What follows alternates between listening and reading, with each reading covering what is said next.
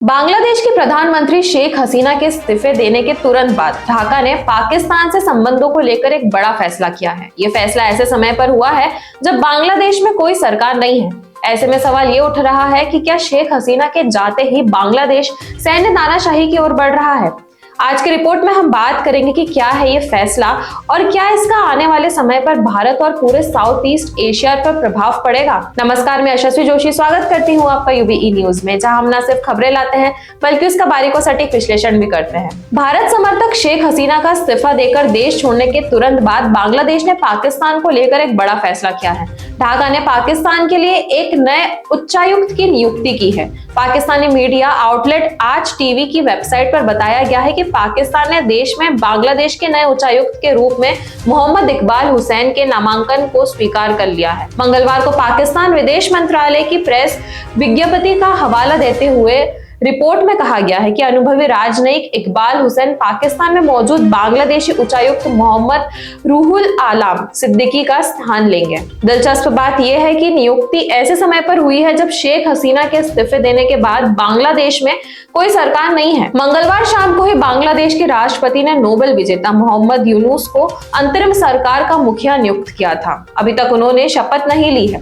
बांग्लादेश के सेना प्रमुख वकार उज जमान ने बुधवार को बताया कि गुरुवार दोपहर को यूनुस के लौटने के बाद रात में अंतरिम सरकार का शपथ ग्रहण होगा। अब ऐसे में सवाल ये उठता है कि जब पाकिस्तान में कोई सरकार नहीं है तो आखिर नए राजदूत की नियुक्ति किसने की।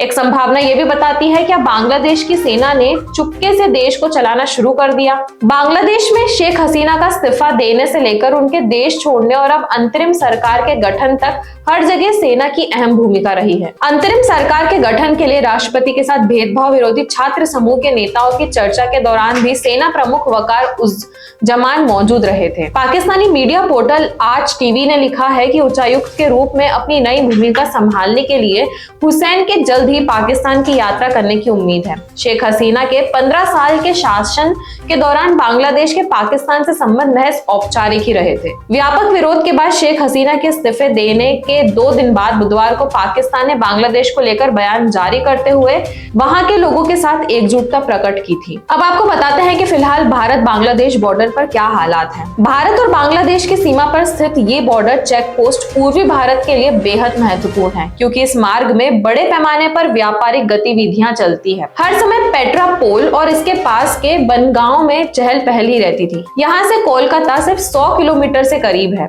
और इस वजह से पूर्वी भारत का सबसे महत्वपूर्ण व्यापार मार्ग बन गया है। सरहद से ठीक लगा हुआ है और बेनापोल जो बांग्लादेश में है। ढाका की भड़की हिंसा की आग बांग्लादेश के दूसरे जिलों में भी फैल गई और पेट्रापोल में कुछ ही दूरी पर मौजूद जेस्सोर में भीड़ ने एक 5 सितारा होटल में आग लगा दी थी। इसी होटल में उस समय मौजूद थे भारत से वहां गए व्यवसायी रबी उल इस्लाम और उनके पार्टनर, जिन्होंने बड़ी मुश्किल से अपनी जान बचाई। और मंगलवार को जैसे ही पेट्रापोल से आवाजाही शुरू हुई, रबी उल हसन भी भारत में दाखिल हुए। वो चोटिल थे, लेकिन उनकी पार्टनर को एम्बुलेंस से लाना पड़ा। और बात करते हुए वो कहते हैं कि हम होटल में अपने कमरे में ही थे जब भीड़ ने हमला कर दिया। हम 7वीं मंजिल पर थे जब तक नीचे आते आग भड़क चुकी थी। फिर हमने ऊपर से छलांग लगाई ताकि जान बच जाए। साथ ही उन्होंने ये भी कहा कि मुझे चोटें आई हैं और शरीर का कुछ हिस्सा जल भी गया है, जबकि मेरे साझेदार की पांव की हड्डी टूट गई। ये बहुत भयावह था। बांग्लादेश को वापस सामान्य होने के लिए बहुत समय लग जाएगा। जिस तरह से बांग्लादेश में हालात बन रहे हैं उसे देखकर लग नहीं रहा है कि यह हिंसा जल्दी शांत होगी, लेकिन इतना और जरूर कहा जा सकता है कि भारत को अब और चौकन्ने रहने की जरूरत है। तो यह थी हमारी आज की खास रिपोर्ट और आपको यह कैसी लगी, अपने विचार हमसे जरूर साझा करें। वीडियो पसंद आए तो इसे लाइक और शेयर करें, साथ ही चैनल को सब्सक्राइब जरूर करें। यूबी न्यूज आपके लिए लाता रहेगा देश विदेश से जुड़ी ऐसी ही खबरें। तब तक के लिए धन्यवाद।